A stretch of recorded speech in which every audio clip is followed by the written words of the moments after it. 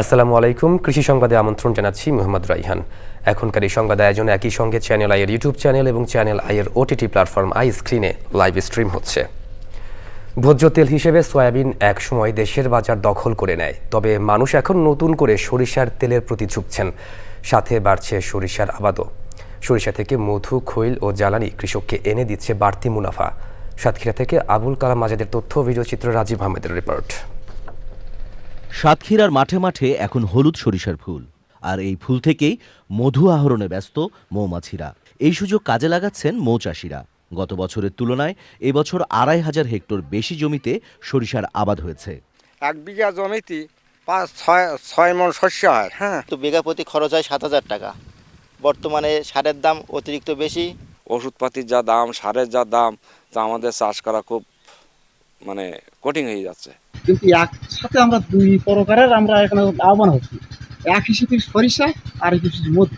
কিন্তু আমরা প্রতি বিঘা জমিতে ১ থেকে ১.৫ মণ মধু আমরা সংগ্রহ করি। কিন্তু এটা আমাদের জন্য উপকার, যে আমাদের মৌমাছি যত ফুলে বসবে তত আমাদের ফলন ভালো হচ্ছে এবং আমরা আগে চাইতে এখন উপকৃত হয়েছি। সাতক্ষীরায় এবছর ১৯,০৫০ হেক্টর জমিতে সরিষা চাষের লক্ষ্যমাত্রা ধরা হয়েছে।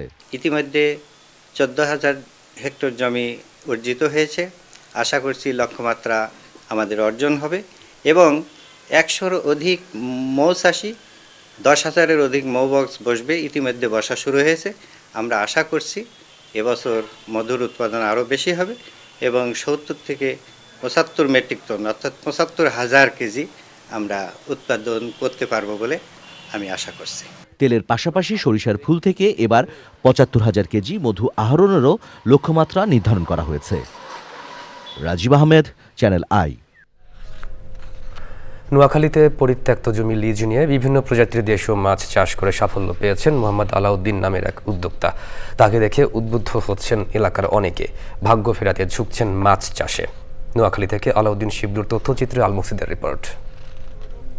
নোয়াখালীর মেঘনা নদীর পাড়ে সুবর্ণচর উপজেলার চর ক্লার্ক ইউনিয়নে ২০১৯ সালে ১০০ একর পরিত্যক্ত জায়গা লিজ নিয়ে ১৪টি পুকুরে মাছ চাষ শুরু করেন মোহাম্মদ আলাউদ্দিন।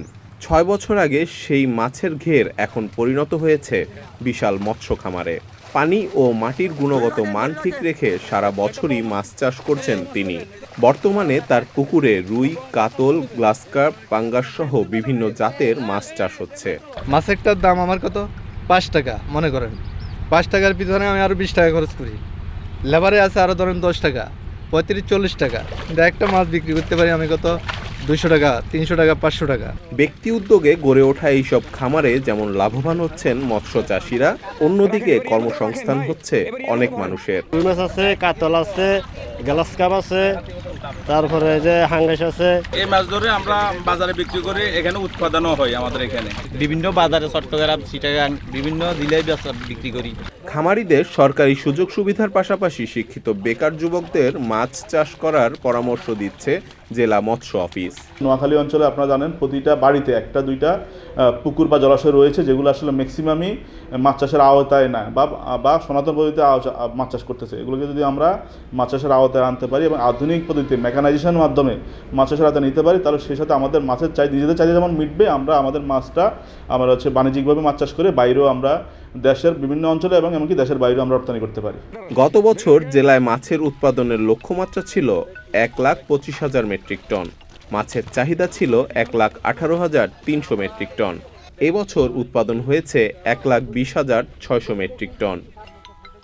আলমুকসিদ, channel I. ২০২৫-২৬ অর্থ বছরে বাংলাদেশের চর এলাকায় আধুনিক কৃষি প্রযুক্তি সম্প্রসারণ প্রকল্পের আওতায় গাইবান্ধার গোবিন্দগঞ্জে কৃষক প্রশিক্ষণ হয়েছে।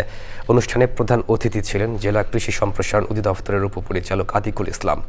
উপস্থিত ছিলেন কৃষি কর্মকর্তা মেহেদি হাসান, উপজেলা কৃষি সম্প্রসারণ কর্মকর্তা আজিজা আক্তার শেবু ও অন্যান্যরা। এ সময় চর এলাকায় আধুনিক কৃষি প্রযুক্তি ব্যবহারের মাধ্যমে ফসল উৎপাদন বাড়াতে কৃষকদের উন্নত ফসল চাষে প্রশিক্ষণ দেওয়া হয়।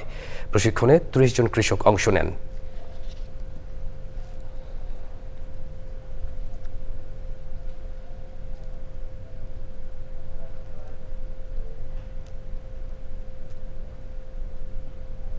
দর্শক, এই ছিল এখনকার মতো কৃষি সংবাদ। এতক্ষণ সঙ্গে থাকার জন্য ধন্যবাদ সবাইকে।